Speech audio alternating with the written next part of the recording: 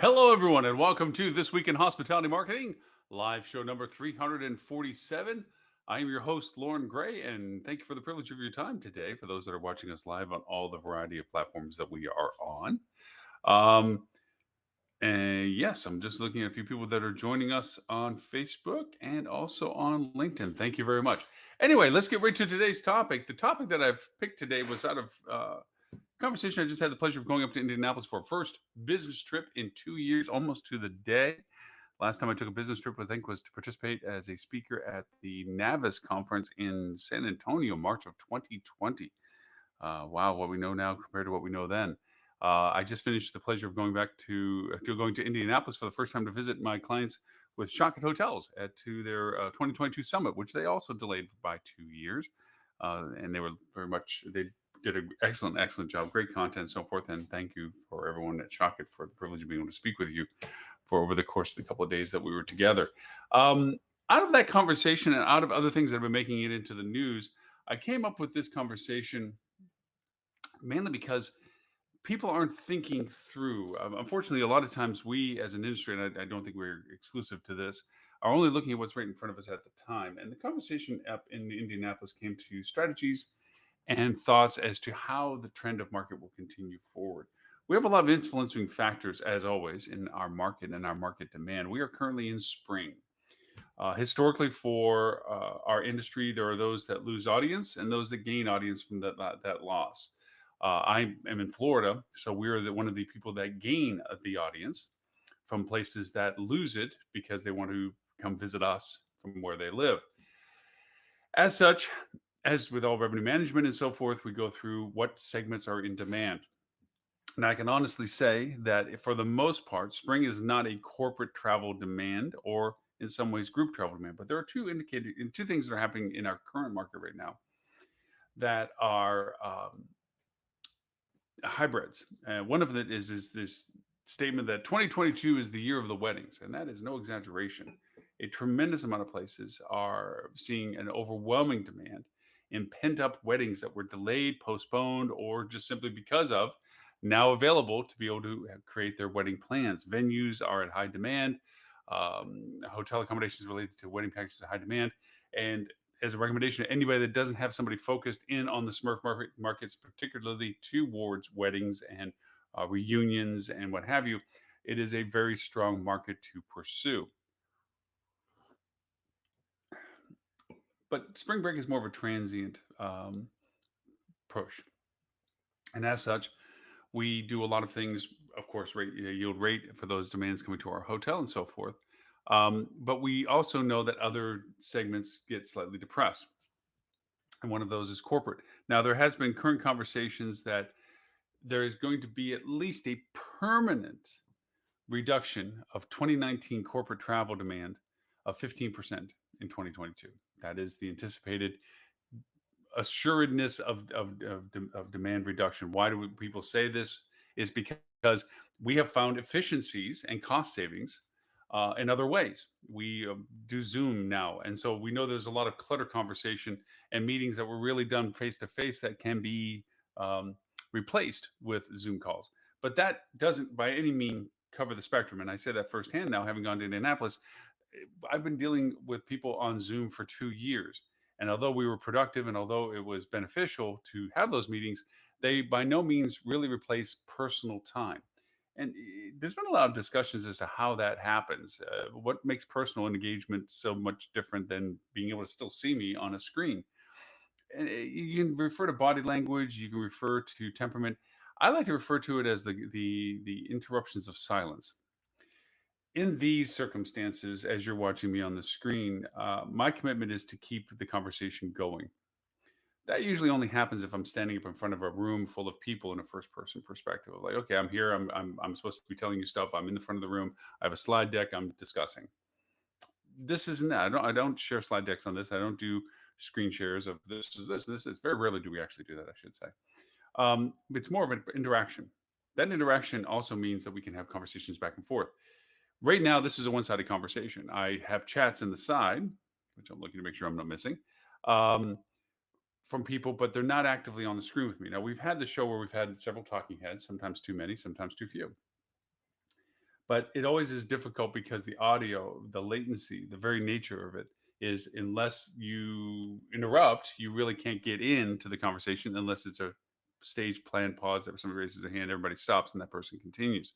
In first person, that doesn't have that problem. Um, People do interrupt. You can tell when somebody is engaged and when they're trying to interrupt, or they add conversation to yours, because there's the mutual same moment audio that's going on. So that's one thing. So even though a lot of the business travel is being replaced with Zoom, it doesn't fulfill everything. But let's just say that 15% is agreed upon. I think it's a little higher than that, but let's just say it's 15%. The topic of today is pretty much about rewards, loyalty, and subscriptions, the great rethink of 2022. Our programs, our loyalty programs, as labeled by brands in particular, and I will pick on brands first because they're the ones that have the largest numbers when we talk about this, um, is based on basically frequency.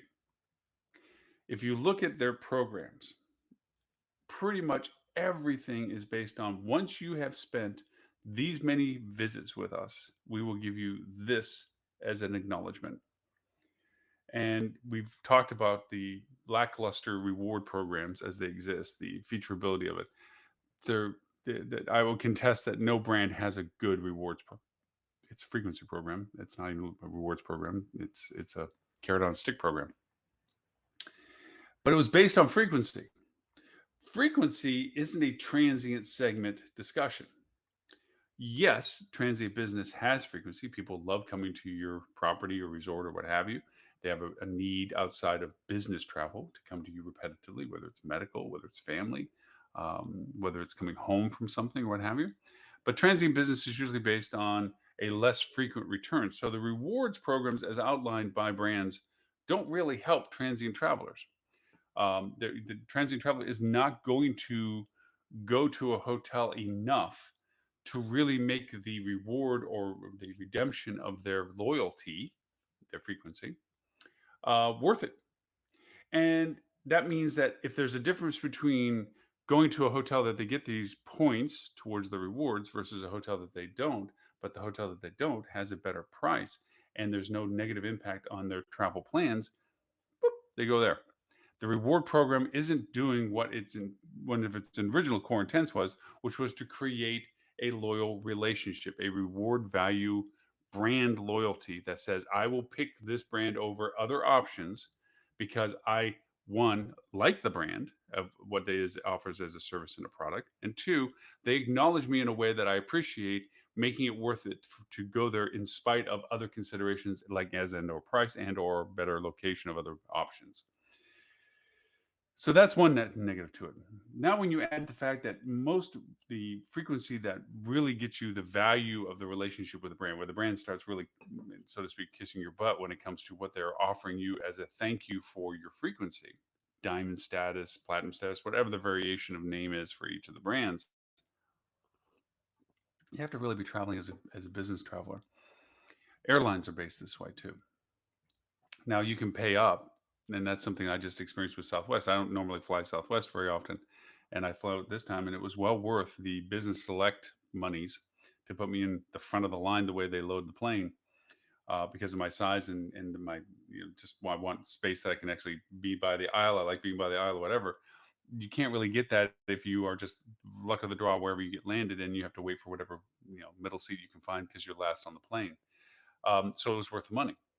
Um, Obviously, with airlines and with hotels, they say that if you travel enough with us, then we will allow you that privilege of having the preferences of seat selections and or amenities on the plane and or of last room available, or bottles of water, or free concierge level if they have it, or discounted breakfast, or whatever those things might be, those tokens. But it requires a heavy frequency to be able to do that. um, the airlines did something that I think the hotel, which tends to follow airlines, did, and that is they diluted their value by diluting how many people could participate in these upper levels.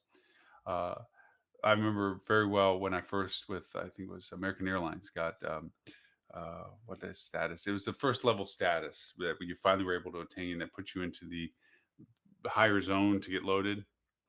And I remember going from a trip from Dallas to Chicago and thinking, I'm first on the plane, man. I got whatever status it was back then. And I was last on the plane. Why? Because that was such a heavy traveled route. Everybody that was flying it was the supreme level of relationship with American Airlines. And I was literally the last one on the plane, even though I was the honors, whatever rewards program that they had first level member, which, was one of those, well, that paid off not much, given circumstances, yes. But the idea was that if you got a credit card with them, you got status. And I literally did that. I stopped worrying about flying with them. When I lived in Dallas, it was easy because American Airlines is Dallas. To keep points and rewards and flights and so forth, I was able to keep status by points. But I ended up just keeping the credit card that was attached to the American Airlines, which allows me always, no matter what I spend with American Airlines, at least to get in the earlier zones to get on the planes. Even that wasn't worth for my trip up to Indianapolis. The flights were, because of current circumstances and what have you, all interconnecting. I'd have to have one or two legs. And here it was, Southwest was direct flight. The hours were reasonable, but it was worth the money to just spend my way up, which lends itself to our conversation. We create these loyalty rewards programs to incentivize people to stay connected to us, to use us in preference to others, when in fact it's sometimes easier just to say pay for this. Now TripAdvisor stumbled over itself by trying to go over and create its program by paying for their plus program that says, oh, you give us a chunk of money and you're going to get preferred rates and what have you with the people that are listing our hotels. And that was a big fiasco because they didn't organize that well with the providers, the brick and mortar hotels, and they didn't really provide strong value, and they had to dilute their program, and eventually turned into being a expenditure that wasn't a reward. The money spent wasn't actually recuperated for what you spent, or you had to go an enormous amount of travel and use the leverage that it was still providing you to really think you got, quote, your money's worth when it came to spending that kind of chunk of money. So that program kind of showed the bad side of trying to go in a different direction, which is the subscription model, which is a little bit I want to focus on a little bit today. But I still want to hammer the brands a little bit here. So if corporate travel is going down by at least 15% this year, we also know that the threshold for business travel has also risen. Before, business travel was a good chunk of most companies' budgets that had people traveling for a variety of reasons, whether it's corporate travel for corporate executives meeting and greeting within their organization, and or the fact that their sales teams had to go over and meet the clients on a face-to-face basis. The threshold for that is now higher. And I'm imagining, and from conversations with many clients, it is legitimately real. The authentication of the authority process for that has also become a lot tighter. It used to be one person could make the decision for another, like your supervisor could say, yeah, yeah, I need you to fly out there. Go ahead, grab it, go. And they appreciated the road warriors, the nickname for them, that did that. The ones that were willing to go over and grab a suitcase, live out of a suitcase for a bit, and make the traveling that they needed to do to see the people they needed to see, and then come back to the office days, weeks later. Well, now it's more of critical mass of, is that trip truly necessary? Is the expense truly necessary? Because the expense has gone up a lot. And when you add fuel charges and the fact that they're already telling airlines that they're raising their prices even more because of fuel costs, um, yeah. So the expense, first off, is misbudgeted already because what was budgeted in 2021 for 2022 is not as reflective of inflation and or cost expenses of what needs to travel. So already you have a tighter amount of money to be spent. And then onto it, the fact that is it really critical travel, or can it be supplanted by the Zoom calls and the digital means that we have gotten better at over these past 2 years? So there's a higher threshold that you have to hit to make these travel plans. Um, I can say it's worth it for if it's worth traveling. Doing this is a feel good. Let me take it down two angles. Making the effort to get in front of a client now, with the client knowing how expensive it is to get in front of them, and also the decision to have done that, and everything else, is a huge attaboy of, wow, we like the fact that you've made this dedicated effort to come in front of us. There's a huge positive to making that effort to get in front of us, especially when COVID was at its throes of being worse than what it is now. It really showed a dedication to your client relationship. That being said, that is getting slowly diluted, and now it's a matter of, is it really necessary? Because From the client side, if there's also an accommodation of scheduling and what have you. And even though that you're not making them pay always for your travel expense, which who knows to say you are in some strange ways, um, you are going over and uh, incurring costs, and they know that in some strange way their relationship with you is absorbing some of that cost. And so even though it shows a level of commitment to them that you're willing to show up face to face with them, um, some clients are not really all that eager to be face to face with a lot of different people. They want to keep their bubble of people right now, what have you. But the idea of corporate travel feeding the reward system that was built and based on frequency of travel, and that is the corporate traveler, is changed. It is no longer the large driver. So here you have Marriott, Hilton, IHG, on and on. They're offering frequency programs, but the frequency isn't there. What does that matter for 2022? Well, obviously, we know that the brands were smart enough, not quick enough, but smart enough to realize that they weren't going to allow people that had status to disappear. They extended the status that the person had earned up through the COVID program, COVID times. But that didn't mean that they were gathering more points. A lot of road warriors, business travelers, combine their strategy of business travel with the rewards programs. This was a driver for them to go to particular brands on a regular basis because they took those points and then moved it over to their family vacation. If their company allowed them to gather the points, they went over and now had the points to go over and take their family on a transient vacation. And with that, that was kind of like a freebie that the company could give them. It's like, hey, look, we'll let you get the points. You're doing the travel. We'll let you have the points. Some companies weren't that generous. Some companies like, look, it's on our credit card. We get the points, and we get the points for the flights. It's on our corporate account, and we use those points to supplement our costs of travel. Well, if nobody's really doing as much business travel and they're not doing as much corporate travel for it, how do these rewards programs work? Because there's not feeding back into the point system. Okay, they had their old points, they get to keep their old points, but now they are burning their points off or have burnt them off, but they're not traveling enough to really reward the points and feed the coffers back in to use them again. So how does that affect this brand frequency programs that are out there? And what happens next? Do they extend the status that had been acquired a couple of years back when the travel was at its peak before COVID? Or do they realign the thresholds that the statuses are? That's very unlikely because even Marriott's CEO admitted that the rewards programs that they run are to the benefit of the hotelier, not to the guest. That it's meant to be a driver for them to get to the hotel, and that the benefit is to the hotelier for the frequency and not for the guest for having done it. So with that, that means corporate travel and rewards programs are in flux for 2022. There's not enough people doing enough business travel to refill the coffers of points for these rewards programs.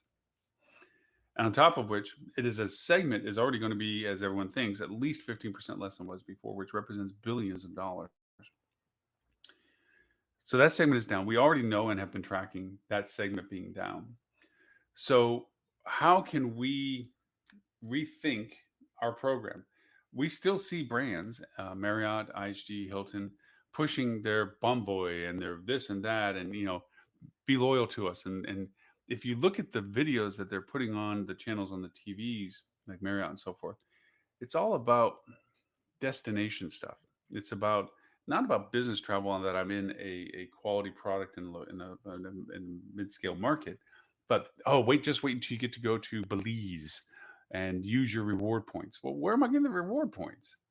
And why would I go there? What's the reward value? Because it's expensive as heck to go there. I don't have points to dilute that cost. And you're saying if I stay loyal to the brand indeterminately, that I will be able to enjoy some preferred status with you, which is not really relevant, to enjoy a product that was going to cost me more to go to. It's hard. Now, a lot of the credit card companies, like American Express, always with their platinum program, their black card, whatever, and Visa and so forth. Those are Mastercards. Those have a status, but they're also expensive. It has to be a value proposition. The reason why rich people are rich is because they understand where their money is going most of the time, and they don't spend where there's not a need to spend.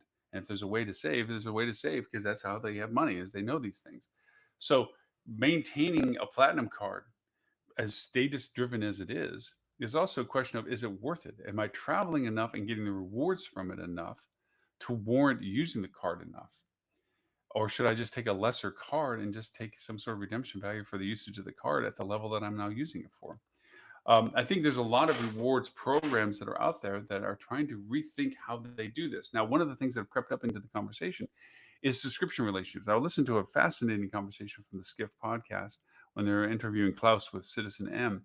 Um, when they talked about the variations of Citizen M being asset heavy versus asset light, they get to control the entire tech stack. They get to they can turn on a dime because they own everything.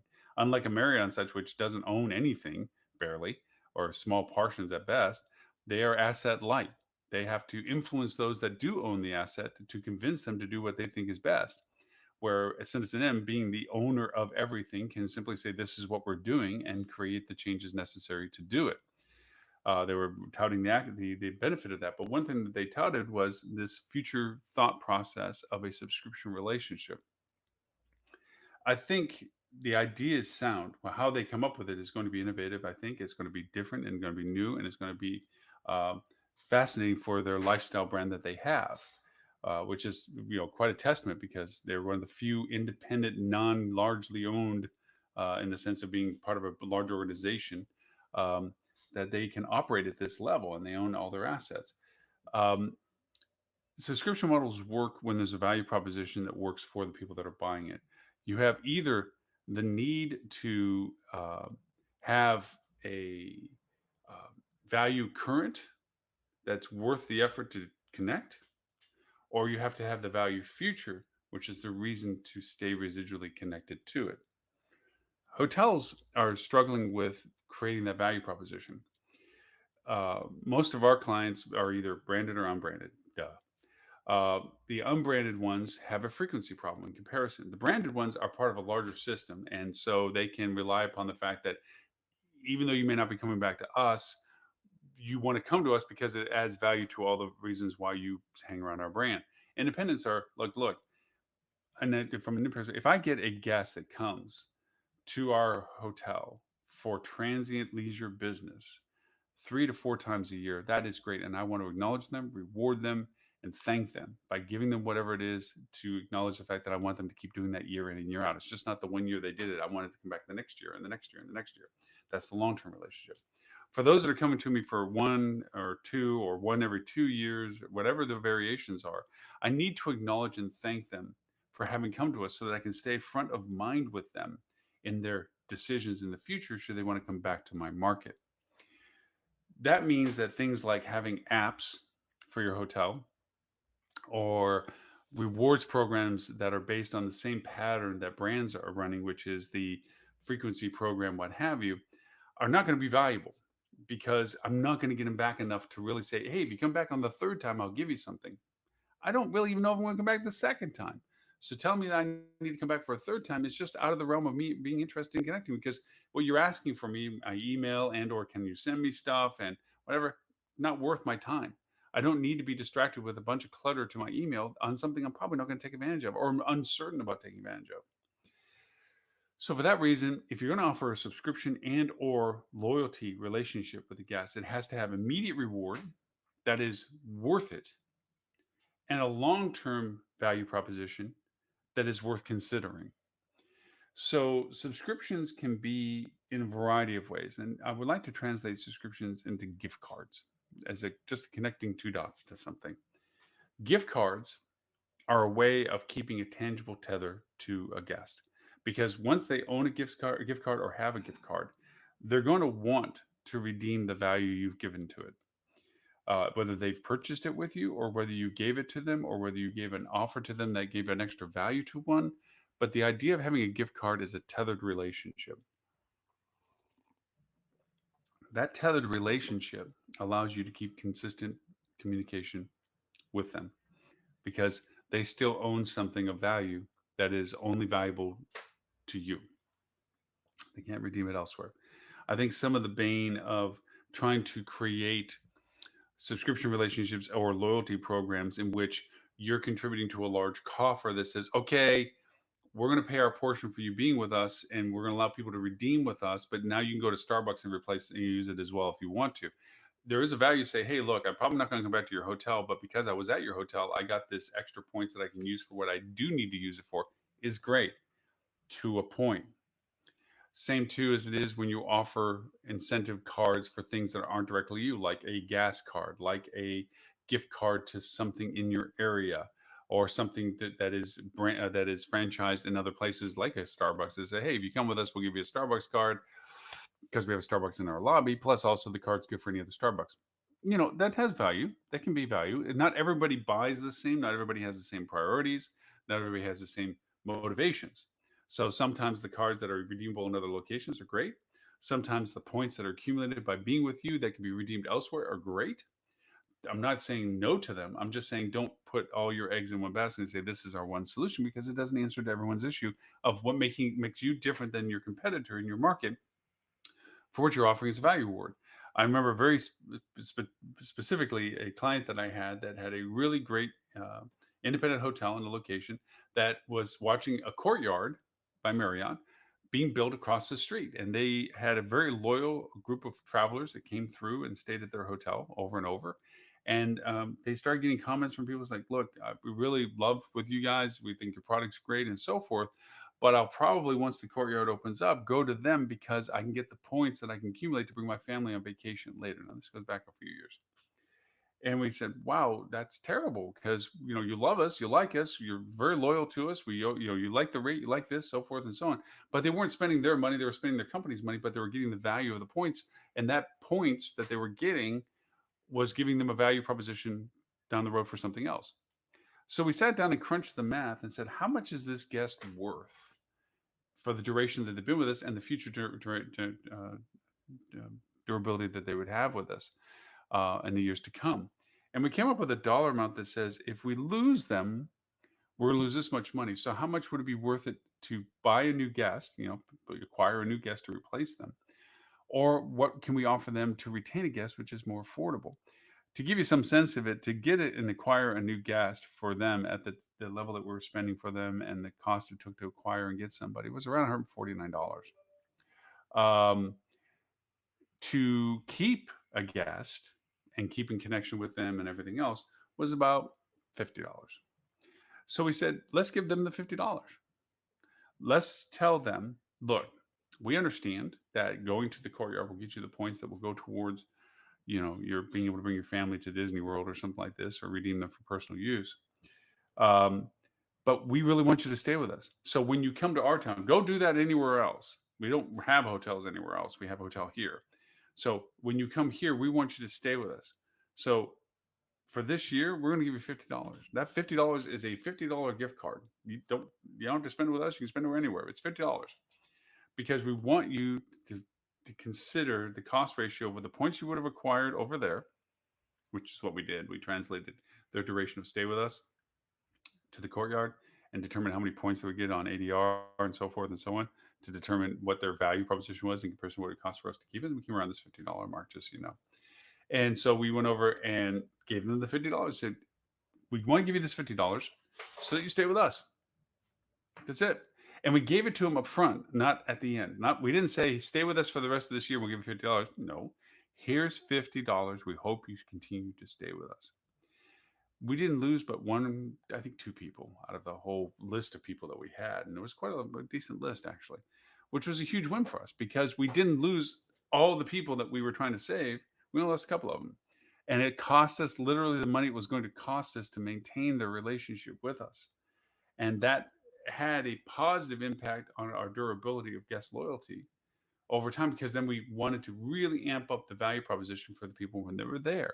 We wanted to acknowledge their relationship with us. We wanted to give them a reward for us. And so it wasn't a subscription. It wasn't a rewards. It wasn't a loyalty program. It was just an out buyout of saying, this is how much it's worth for us to have you stay with us this year the way you've always stayed with us before. These are the ways of thinking differently for your client guest relationships, is to look at what value they have. some of your guests might have that value that says, I want points towards a larger system that allows me to reward and redeem it in other ways that don't directly apply to you. Okay. There's soft brands for that. Preferred is a great example of that.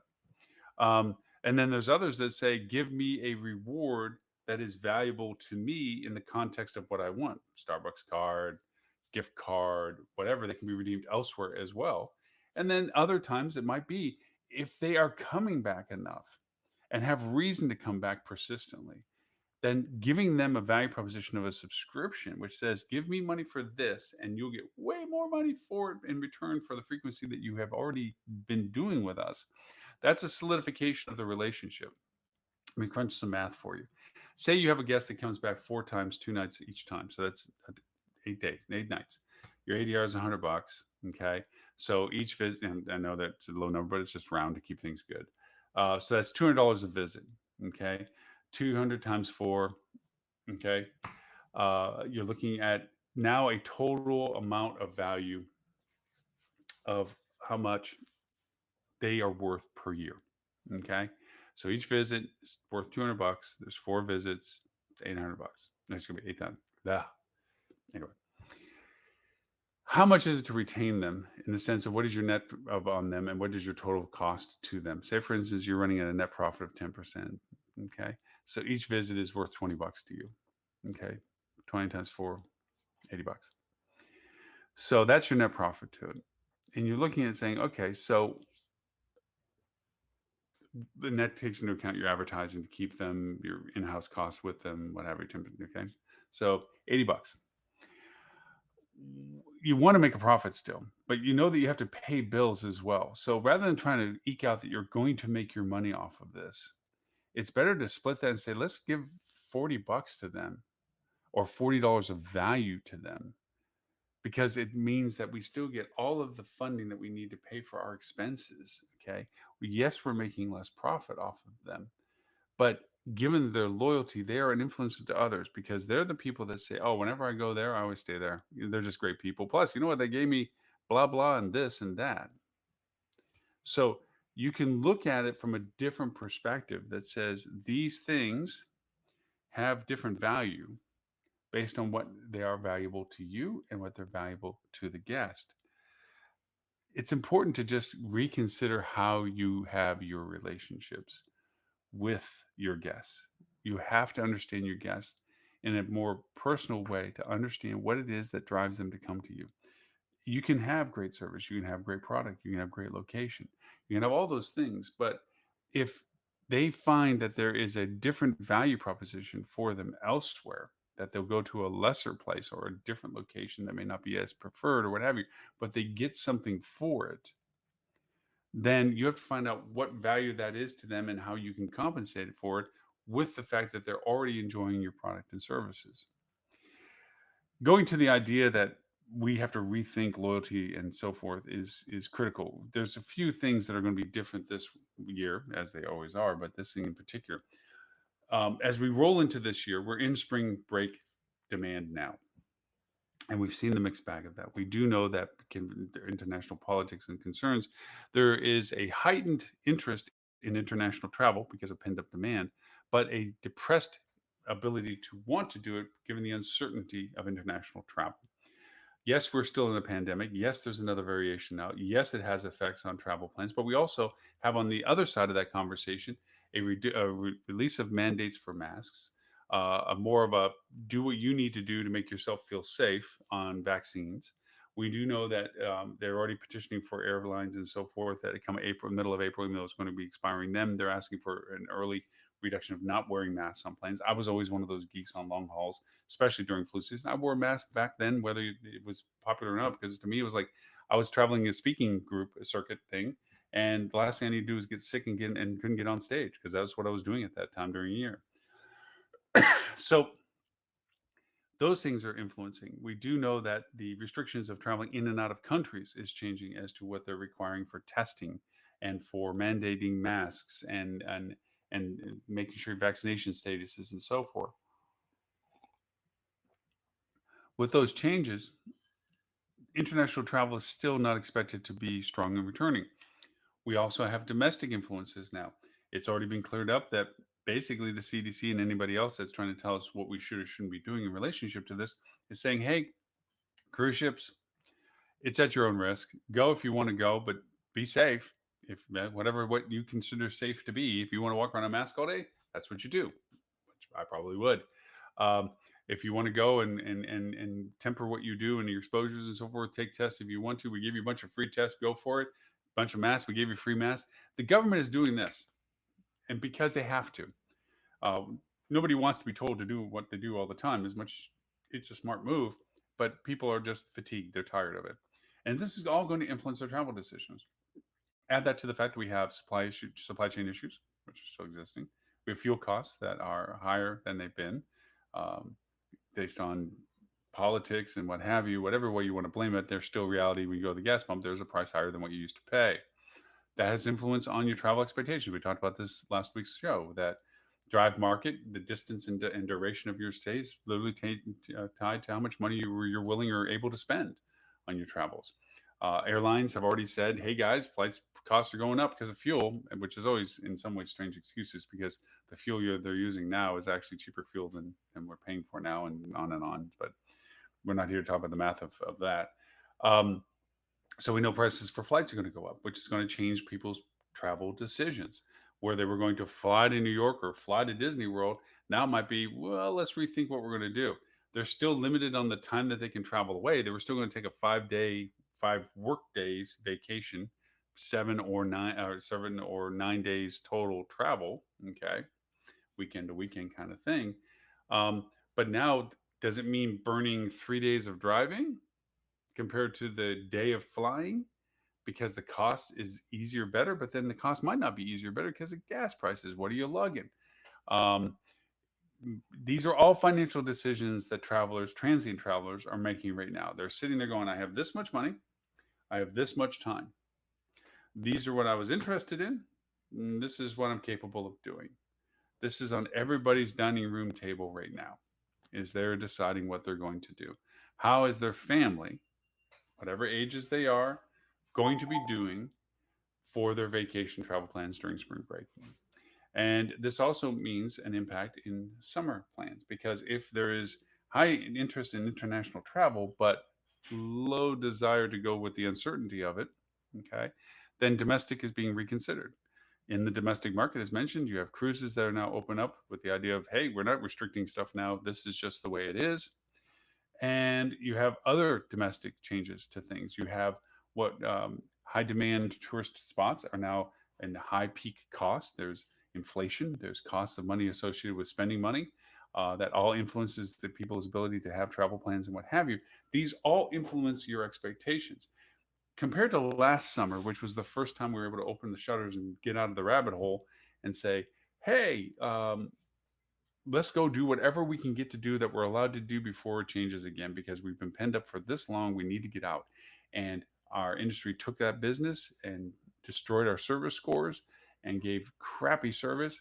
But if people paid top rack rate for less than what we normally would offer at a lower rate, only for under the premise that they were able to do it. If you're expecting that to happen this summer, it's a bad decision to make. It's not going to happen this summer this way. There will be summer demand. Absolutely. There is no doubt about that in that sense. But the levels that we had last summer, if you're looking at year over year and trying to budget it according to what you did last year to thinking it's going to happen again this year, it is not. Doesn't mean you're not going to get sold out. Doesn't mean you're not going to be able to ask for a higher rate. Doesn't mean you're not going to have better opportunities. But if you want to create a relationship in future demand for summer that you feel are applicable to the segments that are willing to travel to you for the reasons and ways that they can travel, whether it's flying or driving, distance or not, families or not, you need to be talking to them now and giving value proposition to them that you can afford to solicit them to be connected to you. That brings us back into our conversation of subscriptions. If you can say, look, here's the deal. If you give me $20, I'll give you $100 worth of stuff. Now, you're looking at it from a financial side, why would I take only 20 for $100 worth of value? Because it's relative value. Your retail value, as we all know, has margins of cost expense and margins of profitability. But if you can get them to come to you in comparison to others, knowing that there's upsell capabilities ancillary sales capabilities that go beyond what the value proposition of just the simple booking with you is. Like you have restaurants, you have amenities that people can participate with. You have to factor that into the cost value proposition of your guests. By doing that, you have a better, accurate way of understanding what you're truly giving away versus the value of what you're getting for that. They see it from only their perspective. Wait a minute, I spent 20 bucks and you're giving me a $50 food credit, $25 retail credit, and a discount on my room, blah, blah, blah. Yeah, that's worth 20 bucks to me. That went from you being compared to other destination hotels and resorts in your market to being the choice for them to come to for what in their mind was a $20 expense. So you apply that $20 to the net profit that you would have lost off of the offerings that you gave them. But what did you get for that? You got a booking, which is great. You got a value proposition of them using the amenities because if you give them a $50 food credit, they're going to spend it in addition to probably more. And even if they don't, they still went to your amenities for that. And if you give a discount, they want to get the discount value. So they're going to buy to get the discount. So you got that value to it. But you also got a direct communication with a guest, a direct means to continue that because then maybe you can offer them things like, I'll give you 20% off any gift card purchases you get. So if you buy 100 bucks, it only costs you 80. If you buy 200 bucks, it only costs you 160. So the idea that you can create these relationships for the value proposition, that you can solicit their engagement with you and define you as the proposition that they would want compared to other choices that they have, is the true value of rethinking the rewards programs, loyalty programs, and subscription programs. Rewards and loyalty, if you really want to be accurate, loyalty is about the relationship. Loyalty comes from not frequency. Like if you've been, for you to be my best friend, you have to be my friend for 10 times, and then you become my best friend. No, it's not a frequency. It's a fact that you're willing to enter a relationship that says, I'm going to share with you data about me, and from that, you're going to give me value for having shared that data. That creates a rewards relationship, a loyalty program. A loyalty is based on recognition, identification, and value for that. And for that reason, it's a great way of creating those bonds with people, which is why I bring in the gift certificate conversation and so forth. You can do this in a lot of other ways. There are segments in our travel industry, special needs travelers, that if you can give them a value proposition of what you can do to make their travel experience with you enjoyable, you'll get loyalty. Loyalty meaning that not only will they come themselves, but they'll share with others who are similar in need about your willingness and capability of satisfying their concerns and considerations for their travel expense beings. I was really impressed with Visa coming out with their cards that you can know which one it is. If you haven't noticed with your credit cards, the raised letters, okay, numbers on your credit card and so forth, and raised name, they're gone now. They're just smooth. It seems kind of fun because back in the day, the reason why they were embossed like that was on the credit card machines with the carbon paper, and the paper was when you put the card in, you ran it through, that it gave enough of an impression to make the copies on the carbon copies on the paper. And that was an old leftover of the card for so long, and then it eventually went away, and it turned out to being just smooth because it was obviously cheaper to produce. And secondly, it wasn't necessary anymore. People no longer have those credit card carbon paper machine stuff things going around anymore. Bygone era, and so they're very smooth. Well, from a site, from a person that has sight issues, can't see what you're grabbing. It's like what's the difference between a $5 bill and a $10 bill and a $20 bill? You have to learn the feel of the texture to even know, and they're very asimilar. So there's also a great app that has that. You can hold up the bill, and the app will go over and tell you it's a 5 or a 10 or whatever have you, which is brilliant in my mind. But credit cards were still a challenge. Am I pulling out my Visa that I can't see or feel? Am I pulling out my MasterCard, which I can't see or feel? Am I pulling out my American Express? I can't see or feel. What am I pulling out? Well, they did neat little notches between their debit cards, their credit cards, their prepaid cards. So you could feel the edge of the card and tell that I'm pulling out the credit card versus my bank card, which I think is absolutely brilliant. The idea of bringing all this up, other than just being impressed with the cards that they created, was if you as a hotelier can provide services that accommodate requirements for special need travelers, accesses because of ramps and so forth that are convenient, functional, and equitable to the user. If you have not just the ADA compliant rooms, but you have services that are tailored to specific needs, that's a very loyal market. They will pay attention to you. They will share with others.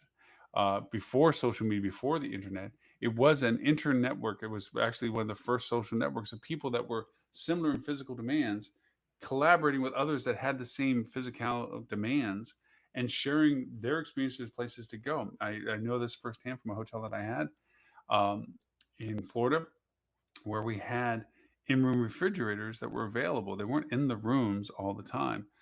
This is back when the refrigerators that were in rooms tended to be uh, mini bars and so forth, and you had to pay for everything. But we had refrigerators that we could put into the rooms that didn't have that stuff in it, or we could clear out the other ones. And because we did that for people that needed to keep their insulin chilled, and the fact that we did that for those people, that spread through like wildfire through their community. And now we were the hotel, regardless of the rate we're asking for, that people would book that had that need because we didn't try to charge them for it or say, no, no, we only have one of them or whatever. We made sure we had plenty of these refrigerators because we turned into the place that people travel to our destination that had that need because we were willing to accommodate for it. It created a huge loyalty for those people. Anything that you can provide when it comes to, do you have braille menus in your restaurant? It's a requirement in lots of places, but do you actually have them and are they up to date? Are they an old menu? Because that's another thing. Braille menus to be made are very expensive. It's not just going to your copy machine and printing them out. Um, and so you think it's expensive now to constantly replace your menus because the price changes. Just imagine adding that to changing your Braille menus as consistently and persistently as you change your other menus. Do you have ADA compliant content that people can go to? These create loyalties, is what I'm saying. By offering and accommodating these people for the needs that make their travel experiences that much more enjoyable, that much more capable, these are the things that create loyalty. Don't confuse loyalty with a frequency program from brands. Don't confuse it from a rewards program that says, oh, attaboy, you showed up and you're fogging a mirror, let's give you something for it. That's a reward. Participation awards, it's a reward. Hey, you played, you didn't win anything, but because you played, we're going to give you a little. They can be diminutive, they can also be trite, and they can also be not relevant and tone deaf if you don't give it in a way that is meaningful. Loyalty is about addressing and creating a relationship with people that warrants them return to you. Subscriptions are based on the idea of saying, I can incentivize you by contributing to the cost that it takes me to provide something for you. I can give you better value if you're willing to give me money towards it. That where you give me a part of it, I can go much farther by giving you more things. That is a subscription relationship. Understanding the frequency of people's relationship with you also denotes as to how and what you can give them. We are very much about a here now society. You can't give away the farm because somebody just happened to show up on your doorstep, but you can acknowledge the fact that they showed up on your doorstep compared to somebody else. That acknowledgement, that awareness of what others are doing and what you can do for them creates the loyalty relationship of further relationship interactions. So it's a rethink, given the consideration that our market demand will be different this year compared to last year. That is our lives. The fact that corporate travel definitively will be reduced by what everyone considers at least baseline of 15% creates an issue of value when it comes to the programs that do exist with brands right now for hotels, the Marriott's, Hilton's, IHGs of the world. The consideration of what else you can do about it if you're a non-branded hotel should be thoughtful in that way as to what you can offer for it. I think management companies and ownership groups have a huge leverage point that they're not taking advantage of, and that is their own identity. Um, they may own a branded hotel or a series of branded hotels, but they are an overview of those, and you can offer value proposition through your ownership group that answers to a lot of this without jeopardizing your brand relationship for that particular property. You can offer gift cards from your management or ownership group that can be redeemed at your hotels that have no interference with the brand itself. And that makes it also available for your dependents and what have you. You can't cross sell your brands. We know that, at least not up front. But you can outwardly show what you have as a part of the portfolio that these cards would be good for, which is not cross selling. It's only an value proposition for you as a brand or ownership group to do so. So these are the considerations to have for it. So I want to keep this to the task. I do sincerely appreciate the privilege of your time and the time that you spent with us listening to or watching our show. As everyone knows, we are on our TV channel, Hospitality Channel, which you can get on Roku, Amazon, Apple, or Google. TV channel, smart TVs. You just look for the channel and you can get us. The show is always free. There is more content that we are adding to the paid portal side of it, where you can go over and see other content on the paid, much like a Netflix pay, and you get access to all the data. We also have all of our replays of this show and our podcast at hospitalitychannel.tv. That is our website. That is like it's a scheduled presentation show TV channel, so to speak, that has every show archived and just plays one after another in sequence. We are segmenting them up into content and guest co-hosts and what have you, so you have a better way of searching over the years, because we've been doing this for we're in our 8th year, coming up on our 9th year this year. And we've been doing it every week. We're in 39 countries and have over 25,000 people that watch and listen to us. We also have our podcast, Hospitality Marketing, which is on 39 podcast platforms and counting. And plus, you can listen to it on Amazon Alexa, Google, and Siri.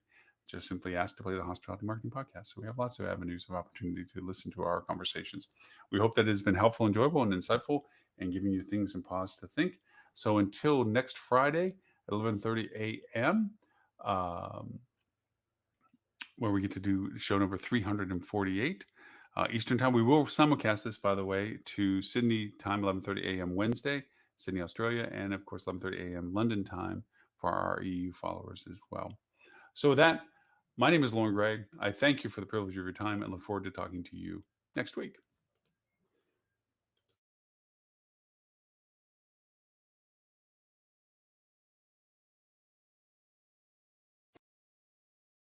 Remember when I was you and I didn't whip about nothing. I did what I was told and blah, blah, blah. We have different generational perspectives now that don't see it that way. My best case example was when I was working, if my boss had to come help me